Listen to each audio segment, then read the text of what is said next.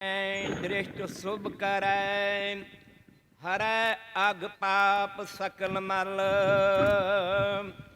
काम क्रोध अर लोभ मोह वास करै सभै बल। सदा सुख मन वसै दुख संसार है खोवै। गुर नव निध दरियाओ जन्म हम का लिख धोवै। सो कहो टल गुर सेवियै अहनस सहज सुभाए।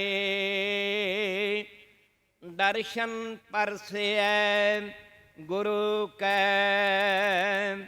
जन्म मरण दुख जाए। होवै सिफत खसम दे नूर अरसों कुरसों झटियै।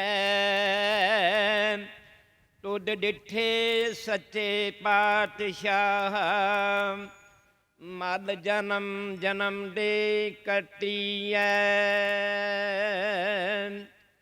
तुद डिठे सच्चे पातशाह मल जन्म जन्म दे कटियै। सज्जन सच्चा पातशाह सिर शाहां दै शाह। जिस पास बैठिया सोहीयै सबनां दा विसाहो। जिस पास बैठिया सोहीयै सबनां दा विसाहो।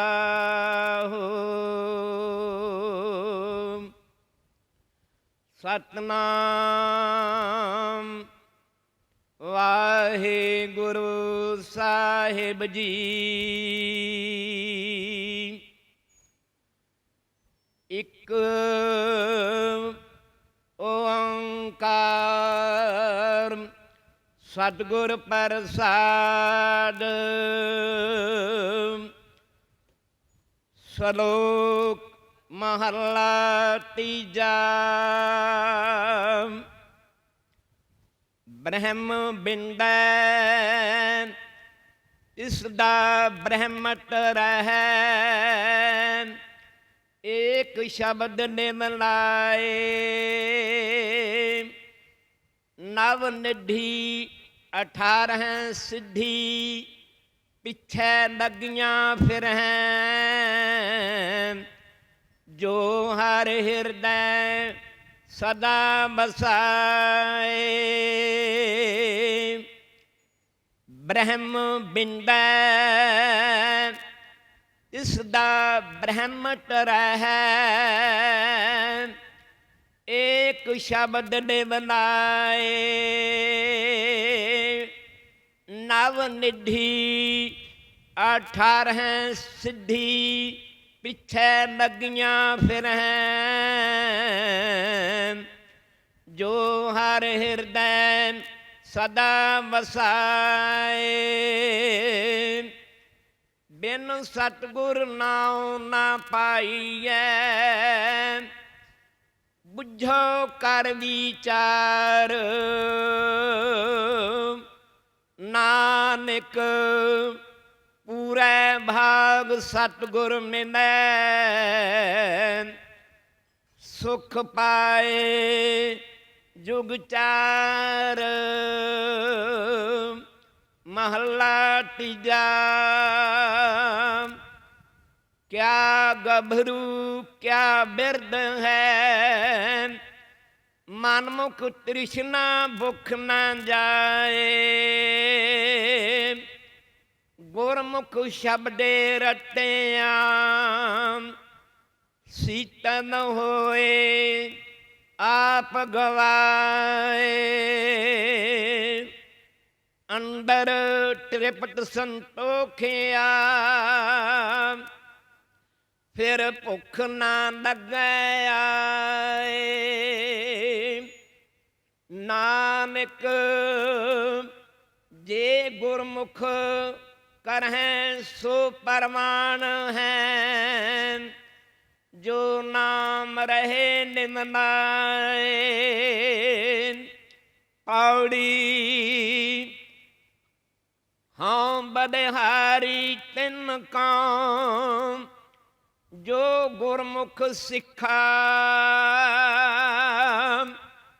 ਜੋ ਹਰ ਨਾਮ ਧਿਆਇਂਦੇ ਤਿਨ ਦਰਸ਼ਨ ਪਿੱਖਾ। ਸੁਣ ਕੀਰਤਨ ਹਰ ਗੁਣ ਰਵਾਂ ਹਰ ਜਸ ਮਨ ਲਿਖਾ। ਹਰ ਨਾਮ ਸਦਾ ਹੀ ਰੰਗ ਸਿਉ ਸਭ ਕਿਲ ਵਿਖ ਕਿਰਖਾ। ਧਨ ਧਨ ਸੁਹਾਵਾ ਸੋ ਸਰੀਰ ਠਾਨ ਹੈ। ਜਿੱਥੈ ਮੇਰਾ ਗੁਰ ਧਰੇ ਵਿਖਾ। ਹਰ ਨਾਮ ਸਦਾ ਹੀ ਰੰਗ ਸਿਉ ਸਭ ਕਿਲ ਵਿਖ ਕਿਰਖਾ। ਧਨ ਧਨ ਸੁਹਾਵਾ ਸੋ ਸਰੀਰ ਥਾਨ ਹੈ। ਜਿੱਥੈ ਮੇਰਾ ਗੁਰ ਧਰੇ ਵਿਖਾ। ਵਾਹਿਗੁਰੂ ਜੀ ਕਾ ਖਾਲਸਾ ਵਾਹਿਗੁਰੂ ਜੀ ਕੀ ਫਤਿਹ। ਸ੍ਰੀ ਵਾਹਿਗੁਰੂ ਸਾਹਿਬ ਜੀ।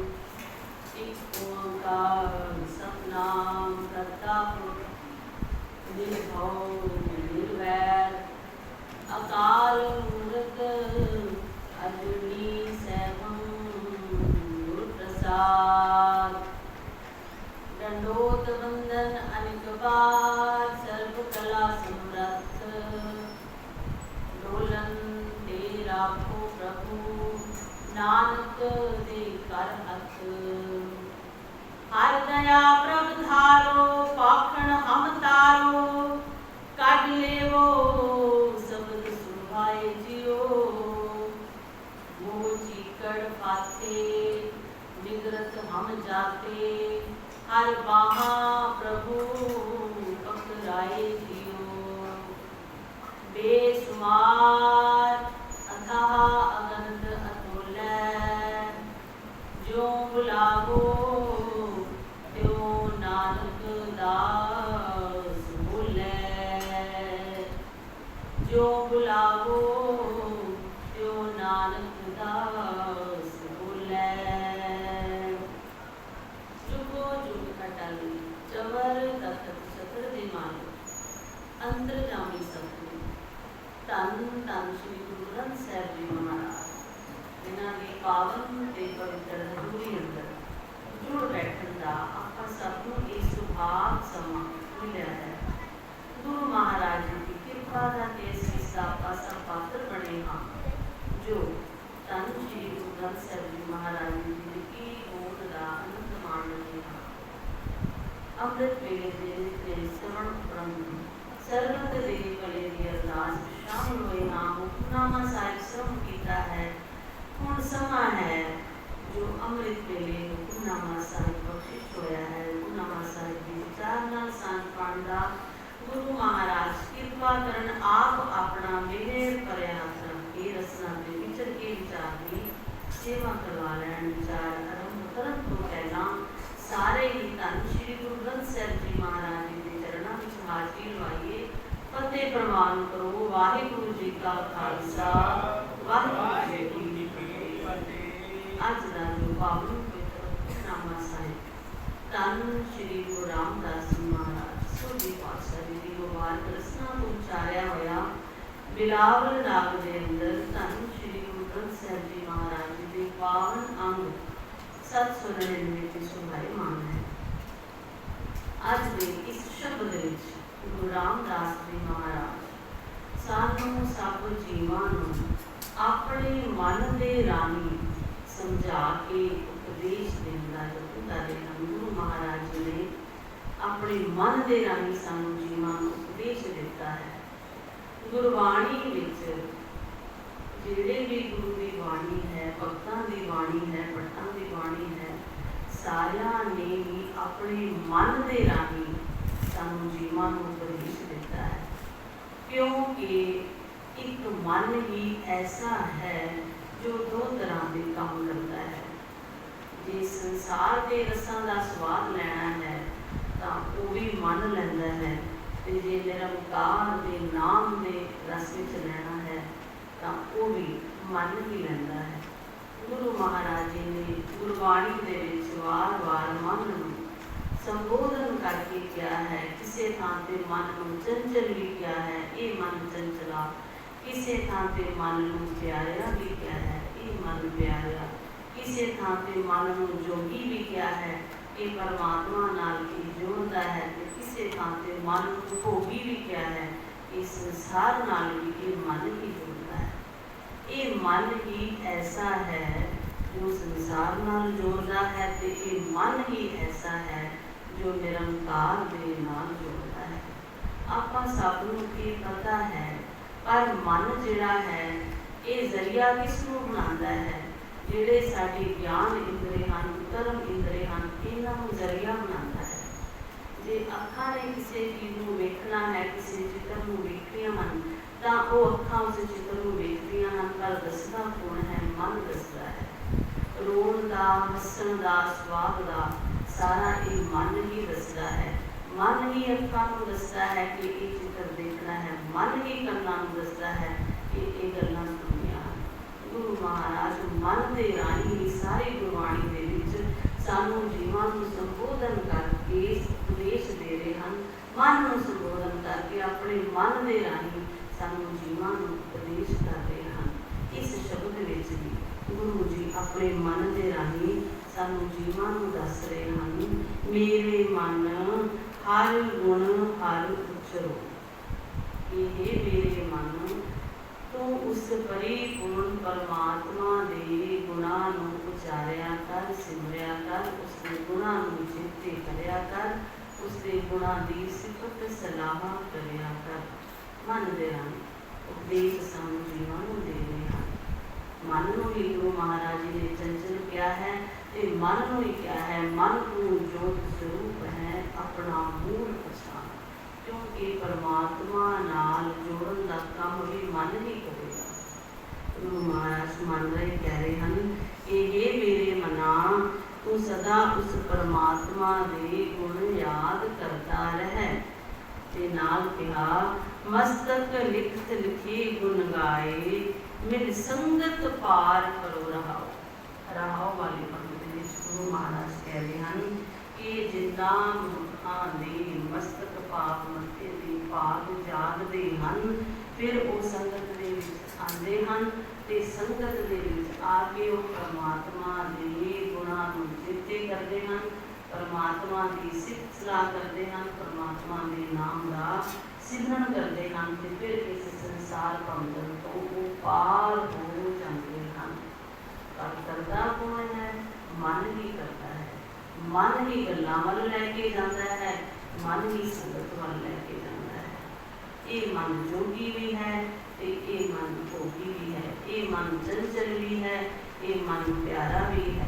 ਇਸ ਮਨ ਨੂੰ ਹੀ ਪਤਾ ਹੈ ਕਿ ਮੇਰਾ ਮੂਲ ਕੀ ਹੈ। ਗੁਰੂ ਮਹਾਰਾਜ ਜੀ ਨੇ ਕਿਹਾ, ਮਨ ਤੂੰ ਜੋਤ ਸਰੂਪ ਹੈ, ਆਪਣਾ ਮੂਲ ਪਛਾਣ।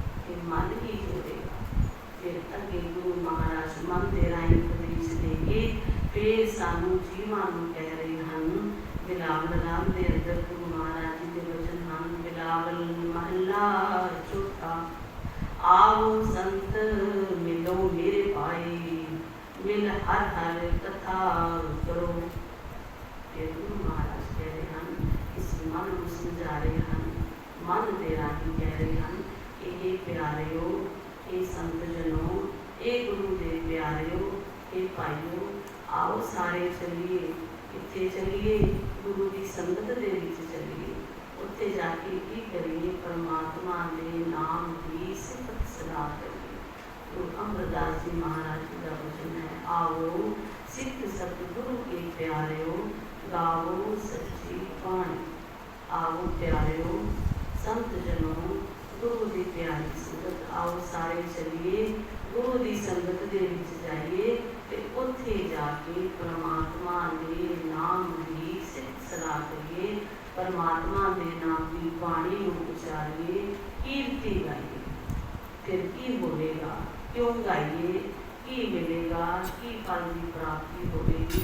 गुरु महाराज जी ने जो राव वाले बात से कहा था ना, मेरी संगत पार करो, इस संगत दे विच आके इस संसार समुद्र को पार हो जाओगे। किवें पार हो जावांगे? संगत दे विच ऐसा केड़ा साधन मिलेगा जिस दे राही इस संसार समुद्र को पार हो जावांगे। गुरु महाराज जी ने जो साधन दस्या है, वो तरीका दस्या है संगत दे विच।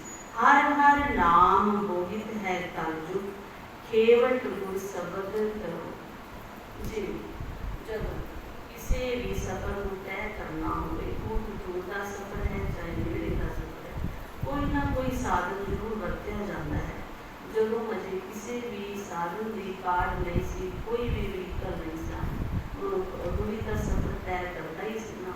आप सब ने सुनिया है कि गुरु नानक देव जी महाराज जी ने सारा सफर, सारी दुनिया की यात्रा पैदल की थी।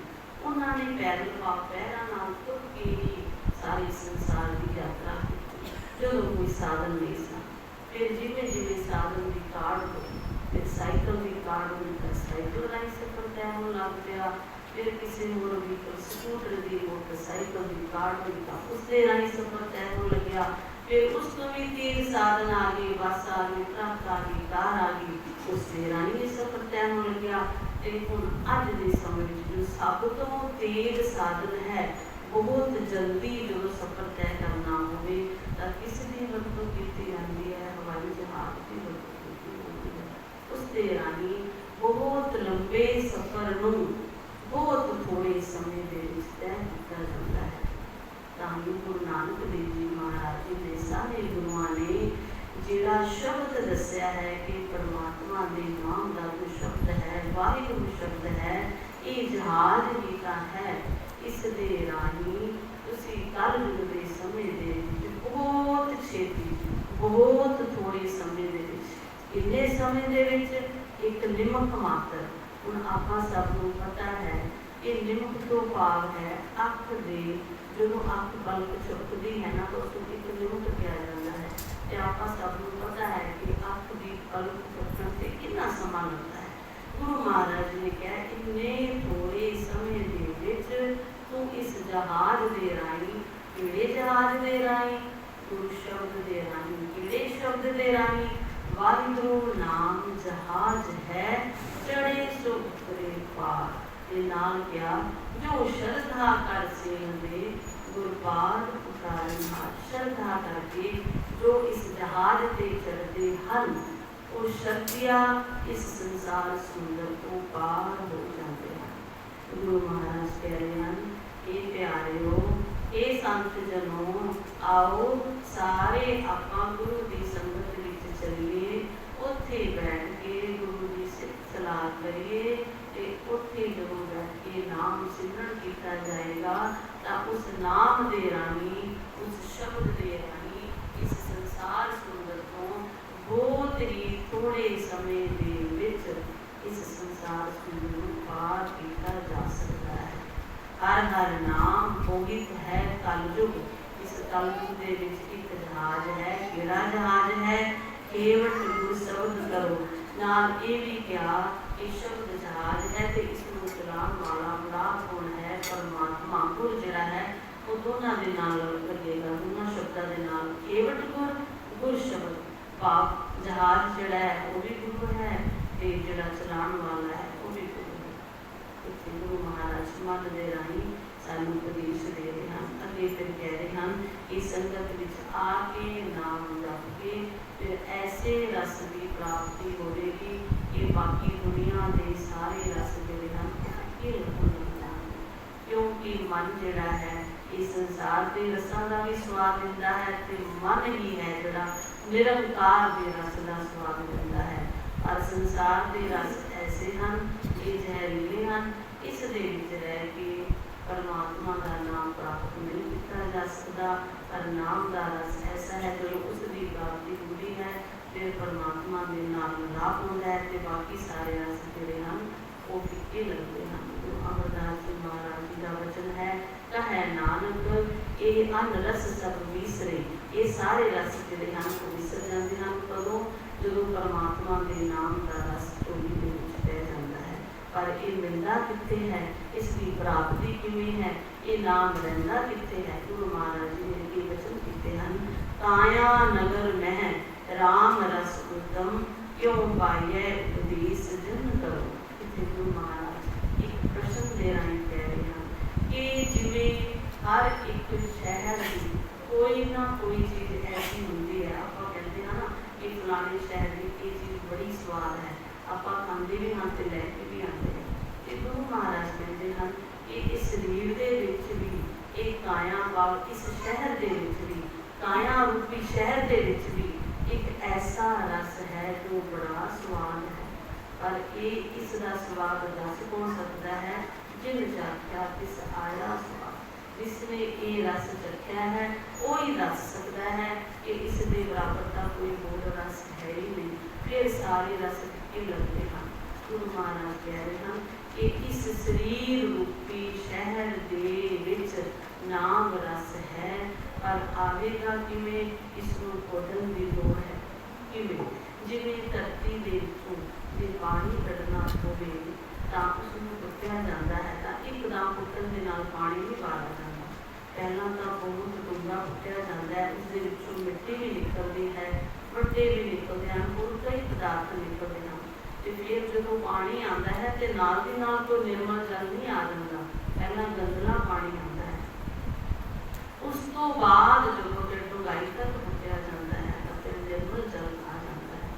ਗੁਰੂ ਮਹਾਰਾਜ ਕਹਿ ਰਹੇ ਹਨ ਇਸ ਸਰੀਰ ਦੇ ਵਿੱਚ ਅੰਮ੍ਰਿਤ ਜਲ ਹੈ, ਪਰ ਪੁੱਟਣ ਦੀ ਲੋੜ ਹੈ। ਕਿਵੇਂ ਪੁੱਟਿਆ ਜਾਵੇਗਾ? ਨਾਮ ਦੇ ਰਾਹੀਂ। ਤੇ ਫਿਰ ਕਿਹੜੇ ਪਦਾਰਥ ਮੂਹਰੇ ਆਉਣਗੇ? ਕਾਮ, ਕ੍ਰੋਧ, ਲੋਭ, ਮੋਹ, ਹੰਕਾਰ ਰੂਪੀ ਚਿੱਕੜ ਵੀ ਆਏਗਾ, ਵੱਟੇ ਵੀ ਆਉਣਗੇ, ਗੰਦਲਾ ਪਾਣੀ ਵੀ ਆਏਗਾ। ਪਰ ਜਿਵੇਂ ਜਿਵੇਂ ਨਾਮ ਦੇ ਰਾਹੀਂ ਇਹਨਾਂ ਨੂੰ ਪਰੇ ਕੀਤਾ ਜਾਵੇਗਾ ਤੇ ਅੰਮ੍ਰਿਤ ਨਾਮ ਜਿਹੜਾ ਹੈ ਉਹ ਆਪੇ ਪ੍ਰਗਟ ਹੋ ਜਾਵੇਗਾ। ਗੁਰੂ ਅਰਜਨ ਦੇਵ ਜੀ ਮਹਾਰਾਜ ਜੀ ਦੇ ਵਚਨ ਹਨ, ਨੌ ਨਿਧ ਅੰਮ੍ਰਿਤ ਪ੍ਰਭ ਕਾ ਨਾਮ ਦੇਹੀ ਮੈਂ ਇਸ ਦਾ ਵਿਸਰਾਮ। ਇਸ ਸਰੀਰ ਦੇ ਵਿੱਚ, ਇਸ ਦੇਹੀ ਦੇ ਵਿੱਚ ਇੱਕ ਨਾਮ ਰਸ ਹੈ ਜੋ ਬੜਾ ਸਵਾਦ ਹੈ ਤੇ ਉਸ ਦੇ ਸਾਹਮਣੇ ਫਿਰ ਸਾਰੇ ਰਸ ਫਿੱਕੇ ਲੱਗਦੇ ਹਨ। ਪਰ ਕਿਵੇਂ ਮਿਲੇਗਾ? ਖੋਦ ਕੇ ਮਿਲੇਗਾ, ਪੁੱਟ ਕੇ ਮਿਲੇਗਾ। ਕਿਵੇਂ ਪੁੱਟਣਾ ਪਏਗਾ? ਨਾਮ ਰਾਹੀਂ। ਇਸ ਰਸਨਾ ਦੇ ਰਾਹੀਂ ਜਦੋਂ ਨਾਮ ਨੂੰ ਜਪਿਆ ਜਾਵੇਗਾ ਤਾਂ ਫਿਰ ਇਹ ਨਾਮ ਜ਼ਰੂਰ ਪ੍ਰਗਟ ਹੋਵੇਗਾ। ਪਰ ਕਿੰਨਾ ਨੂੰ ਪ੍ਰਗਟ ਹੋਵੇਗਾ? ਤੇਰੇ ਸੰਗਤ ਵਿੱਚ ਆ ਕੇ ਨਾਮ ਜਪਾਂਗੇ। ਗੁਰੂ ਮਹਾਰਾਜ ਜੀ ਦਾ ਵਚਨ ਹੈ, ਘਰ ਹੀ ਮੈਂ ਅੰਮ੍ਰਿਤ ਭਰਪੂਰ ਹੈ, ਮਨ ਮੁਖਾਂ ਸਾਧਨਾ ਪਾਇਆ। ਮਨ ਦੇ ਪਿੱਛੇ ਚੱਲ ਕੇ ਇਸਦਾ ਸਵਾਦ ਨਹੀਂ ਆਏਗਾ। ਗੁਰੂ ਦੇ ਮਗਰ ਲੱਗ ਕੇ, ਗੁਰੂ ਦੀ ਮੱਤ ਅਨੁਸਾਰ ਲੱਗ ਕੇ ਇਸ ਨਾਮ ਦਾ ਸਵਾਦ ਜ਼ਰੂਰ ਆਏਗਾ। ਸਤਿਗੁਰ ਸੇਵ ਸਫਲ ਹਰ ਦਰਸ਼ਨ, ਮਿਲ ਅੰਮ੍ਰਿਤ ਹਰ ਰਸ ਪੀਓ। ਕਹਿੰਦੇ ਫਿਰ ਕਿਵੇਂ? ਜਦੋਂ ਫਿਰ ਇਸ ਪੰਕਤੀ ਦੇ ਰਾਹੀਂ ਗੁਰੂ ਮਹਾਰਾਜ ਨੂੰ ਪਹਿਲੀ ਪੰਕਤੀ ਦੇ ਰਾਹੀਂ ਪ੍ਰਸ਼ਨ ਕੀਤਾ ਸੀ ਕਿ ਇਸ ਕਾਇਆ ਦੇ ਵਿੱਚ, ਇਸ ਸਰੀਰ ਦੇ ਵਿੱਚ ਇੱਕ ਰਸ ਹੈ ਤੇ ਉਹ ਰਸ ਦੀ ਪ੍ਰਾਪਤੀ ਕਿਵੇਂ ਹੁੰਦੀ ਹੈ? ਜਿਵੇਂ ਆਪਾਂ ਗੱਲ ਕੀਤੀ ਹੈ ਕਿ ਨਾਮ ਨੂੰ ਜਦੋਂ ਵਾਰ-ਵਾਰ ਜਪਿਆ ਜਾਵੇਗਾ ਤਾਂ ਇਸ ਦੇ ਰਾਹੀਂ ਜੋ ਕਾਮ, ਕ੍ਰੋਧ, ਵਿਕਾਰਾਂ ਦੇ ਬੰਧਨ ਹਨ ਇਹ ਹੌਲੀ-ਹੌਲੀ ਪਰੇ ਹੁੰਦੇ ਜਾਣਗੇ ਤੇ ਸੀਤਲ ਜਲ, ਮਿੱਠਾ ਜਲ ਜਿਸ ਦੇ ਵਰਗਾ ਹੋਰ ਕੋਈ ਸਵਾਦ ਨਹੀਂ ਹੈ, ਉਹ ਨਾਮ ਰਸ ਫਿਰ ਪ੍ਰਗਟ ਹੋਵੇਗਾ। ਫਿਰ ਬਾਕੀ ਸਾਰੇ ਰਸ ਉਸ ਦੇ ਸਾਹਮਣੇ ਫਿੱਕੇ ਲੱਗਣ ਲੱਗ ਜਾਣਗੇ। ਪਰਮਾਤਮਾ ਦੇ ਨਾਮ ਦਾ ਰਸ ਹੈ ਹੀ ਐਸਾ। ਆਮ ਜੋ ਅਸੀਂ ਭੋਜਨ ਖਾਂਦੇ ਹਾਂ, ਪਹਿਲੀ ਗੁਟਕੀ ਦੇ ਵਿੱਚ ਜੋ ਸਵਾਦ ਹੈ ਤਾਂ ਇਹ ਆਪਾਂ ਸਭ ਨੂੰ ਪਤਾ ਹੈ। ਜਦੋਂ ਤ੍ਰਿਪਤੀ ਹੋ ਜਾਂਦੀ ਹੈ, ਪੇਟ ਭਰ ਜਾਂਦਾ ਹੈ ਤਾਂ ਫਿਰ ਉਹੀ ਭੋਜਨ ਸਵਾਦ ਨਹੀਂ ਲੱਗਦਾ, ਹੁਣ ਪੇਟ ਭਰਿਆ ਹੋਇਆ ਹੈ। ਪਰ ਨਾਮ ਦਾ ਰਸ ਐਸਾ ਹੈ, ਇੱਕ ਵਾਰੀ ਜੇ ਵਾਹਿਗੁਰੂ ਕਿਹਾ ਹੈ, ਦੂਜੀ ਵਾਰ ਫਿਰ ਜੀ ਕਰਦਾ ਹੈ ਵਾਹਿਗੁਰੂ ਕਹੀਏ, ਤੀਜੀ ਵਾਰ ਫਿਰ ਜੀ ਕਰਦਾ ਹੈ ਵਾਹਿਗੁਰੂ ਕਹੀਏ, ਬਾਰ-ਬਾਰ ਜੀ ਕਰ ਹੀ ਰਿਹਾ ਹੈ ਕਿ ਵਾਹਿਗੁਰੂ ਕਹੀਏ। ਦਾ ਮਤਲਬ ਇਹ ਨਾਮ ਦਾ ਸਵਾਦ ਆ ਰਿਹਾ ਹੈ। एक भोजन ऐसा है जिसके खाद्या जरूर तृप्ति होती है तो स्वाद घट जाता है, पर नाम रूपी भोजन ऐसा है ये जिमें जिमें खाई जाओगे दिन दिन चढ़े समाया, ये हर रोज बड़ा मिठा लगेगा, बहुत बढ़िया लगेगा, बाकी सारे रस इसके सामने लिखे लगेंगे। फिर गुरु महाराज के वचन कह रहे हैं, हर हर नाम अमृत हर मीठा, हर संतो जाप लिखो, पर ये दसेगा कौन के ये नाम रस बड़ा मिठा है। गुरु महाराज कह रहे हैं, जिन जात्या इस आया स्वाद, जिन्होंने इसको चखा है वही दस सकते हैं कि ये नाम रस कितना मिठा है। हर हर नाम अमृत हर मीठा, हर संतो चाप लिखो, गुरमत हर रस मीठा लागा, जिन विसरे सब दिख रसो। बाकी जड़े दिखे वाले जहर वाले रस हैं, जो स्वाद के रस हैं, संसार के रस हैं, ये सारे फिर फिक्के लगन लग जाते हैं परमात्मा के नाम के रस के सामने। राम नाम रस राम रसायन, हर सेवो संत जन। फिर गुरु महाराज फिर बख्शिश कर रहे हैं, जो पहले तो कुछ क्या सुना आप संत मिलो मेरे पास, फिर इतने बख्शिश कर रहे हैं, फिर सानू जीवन उपदेश दे रहे हैं, ये संत जनों ये गुरु दे प्यारिओ, परमात्मा का नाम बड़ा स्वाद है, बड़े रस वाला है, आओ आपा भी सारे संगत विच जाके इस रस का स्वाद लैंदे रहिए। हर रोज आओ इस संगत विच ते नाम के रस का स्वाद लैंदे रहो, ये रस बड़ा मिठा है, बाकी सारे रस फिर भुल जाएंगे, फिर उन्होंने रसां की कोई अहमियत नहीं रहेगी। फिर अगे बख्शिश की है, चार पदार्थ चारे पाए, गुरमत नानक हर भजो। फिर की होगा जेड़े हर एक जीव चार पदार्थों की भुख है, धर्म अर्थ काम ते मोह, ये सारे फिर संगत विच नाम दे राही प्राप्त हो जाएंगे। धर्म अर्थ काम ते मोह दो इन्हां विच पदार्थ ऐसे हैं जिन्हां दा संबंध संसार दे नाल है, दो पदार्थ ऐसे हैं जिन्हां दा संबंध निरंकार दे नाल है। अर्थ ते काम दोनों जोड़े हैं संसार के नाल संबंध रखते हैं, काम तो भाव है इच्छावां कामनावां की पूर्ति, ये चाहिए है अज ये चाहिए है, ये सुख सहूलत चाहिए है, तो ये किवें पूर्ति होएगी जे धन होएगा। अर्थ के दोनों इकट्ठे रहते हैं, अर्थ ते काम की मुक्ति भी चाहिए है, कैसी मुक्ति चाहिए है, बंधनों को आजाद होना चाहते हाँ, परमात्मा के दर तक पहुँचना चाहते हाँ, तो उसके लिए धर्म भी चाहिए है। धर्म ते मोह ये दोनों इकट्ठे रहते हैं, पर साडे जीवन की दृष्टि ऐसी किसी दोवां दे विच ही दसे जाते हैं कि धर्म तो भुल ही जाते हैं। गुरु महाराज कह रहे हैं, चार पदार्थ जी को मांगे साध जना की सेवा लगे। जे तू ये चारे पदार्थ भी चाहता है, धर्म भी चाहता है, अर्थ भी चाहता है, काम भी चाहता है, मुक्ति भी चाहता है, तो फिर आ साध जना की सेवा लगे। भाव संतां दी गुरु दे प्यारियां दी संगत दे विच आ क्यों सतगुर कै बस चार पदार्थ तीन समाए एक किरदार। कहते उस अकाल पुरख सतगुर दे वस विच हन चारे पदार्थ ये मिल जाते हैं, किवें तीन समाए इन्हां दी प्राप्ति हो जाती है। कदों एक किरदार जो एक आ जाता है, जिहड़ा एक आ जाता है धर्म आ जाता है। जो धर्म आ जाता है तो बाकी तिने तो उस ही समा जाते हैं। किवें समा जाते हैं, कोई भूख ही नहीं रहती, कोई तृष्णा ही नहीं रहती। परमात्मा के दर तक पहुँचने की जो मदद करता है, जो कोई है वो है धर्म। धर्म के राही उस परमात्मा के दर तक पहुँचा जा सकता है। धर्म के राही ही जो नाम की प्राप्ति हुई है, नाम रस बड़ा मीठा लगता है, फिर किसी होर रस की तमन्ना ही नहीं रहती। गुरु महाराज कह रहे हैं, चार पदार्थ चारे पाए क्यों अर्थ धर्म काम मोह का दाता, पूरी भई सिमर सिमर विधाता। उस परमात्मा विधाते सिमर सिमर के ये चारां की प्राप्ति जिहड़े चारे हैं इन्हां की प्राप्ति हो जाती है, तो फिर मन जिहड़ा है शांत हो जाता है। जिहड़े मन के राही गुरु ने समझाया है कि ये मन जोगी भी है, ये मन भोगी भी है, संसार नाल भी ये जोड़ता है ते निरंकार नाल भी ये जोड़ता है। तां ही वार-वार गुरबाणी दे विच अपने मन दे राहीं गुरु महाराज जी ने संबोधन करके सानू जीवां नूं उपदेश दिता है। मन नूं क्या है, तू प्यारा भी है, तू चंचल है तो तू प्यारा भी है, तू जोगी है तो तू भोगी भी है, तू ही जोत स्वरूप है। तैनूं भी पता है कि अपना मूल पछाण, ये अपने मूल की तू पछाण किवें करनी है। मन दे राहीं गुरु महाराज जी ने सानू जीवां नूं उपदेश दिता है कि साध संगत विच आ हे मेरे मना, तू ऐसे जीवां दी संगत कर, ऐसे प्यारियां दी संगत कर जिन्हां दे नाल मिल के तैनूं भी परमात्मा दे नाम दा रस आ जावे ते ओ रस तैनूं इन्ना मिठा लगे कि बाकी सारे रस तैनूं भुल जाण। गुरु महाराज कृपा करन अज दा जो उपदेश है मन दे राहीं सानूं जीवां नूं दिता है, साडे सारियां दे हिरदे विच वस जावे। होइयां बेअंत प्रकार दीयां गुणां नूं बख्श लैणा, अंत विच दे सतगुरां दी बख्शी होई पावन फतेह साਂਝੀ करिए। वाहिगुरू जी का खालसा, वाहिगुरू जी की गवाही है। भागां वाले हाँ जो गुरु चरनां दे विच जुड़ बैठण दा सुभाग समा प्राप्त होया है। आवो संत मिलो मेरे भाई, मिल हर हर कथा करो। कथा की बड़ी ही महानता है।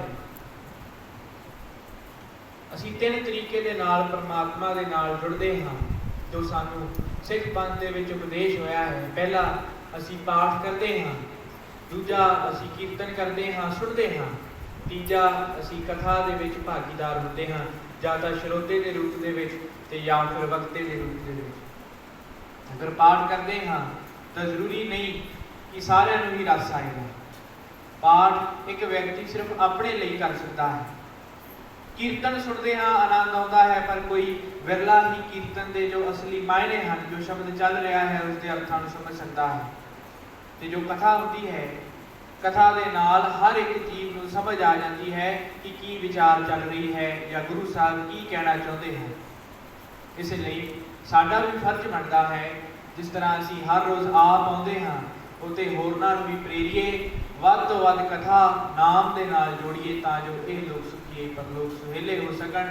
ਇਤਨੀਆਂ ਕੁ ਵਿਚਾਰਾਂ ਪ੍ਰਵਾਨ ਕਰਨੀਆਂ। ਆਸਾ ਦੀ ਬਾਤ ਦੇ ਕੀਰਤਨ ਭਾਈ ਸਾਹਿਬ ਭਾਈ ਸਤਨਾਮ ਸਿੰਘ ਜੀ ਪਾਸੋਂ ਸ਼ਰਵਣ ਕਰੀਏ। ਅੱਜ ਜ਼ਰੂਰੀ ਬੇਨਤੀ ਕਿ ਦਿਨ ਸ਼ਨੀਵਾਰ ਸ਼ਾਮ ਨੂੰ 3 ਤੋਂ 5 ਸੁਖਮਣੀ ਸੇਵਾ ਸੁਸਾਇਟੀ ਗੁਰੂ ਅਮਰਦਾਸ ਇਸਤਰੀ ਸਤਸੰਗ ਸਭਾ ਵੱਲੋਂ ਜੋ ਸੁਖਮਣੀ ਸਾਹਿਬ ਜੀ ਦੇ ਪਾਠ ਕਰਵਾਏ ਜਾਂਦੇ ਹਨ। ਸੰਗਤ ਨੂੰ ਬੇਨਤੀ ਹੈ ਕਿ ਵੱਧ ਤੋਂ ਵੱਧ ਹਾਜ਼ਰੀਆਂ ਭਰ ਕੇ ਆਪਣਾ ਜਨਮ ਸਫਲਾ ਕਰੀਏ। ਲਾਹੇ ਖਟੀਏ। ਵਾਹਿਗੁਰੂ ਜੀ ਕਾ ਖਾਲਸਾ, ਵਾਹਿਗੁਰੂ ਜੀ ਕੀ ਫਤਿਹ।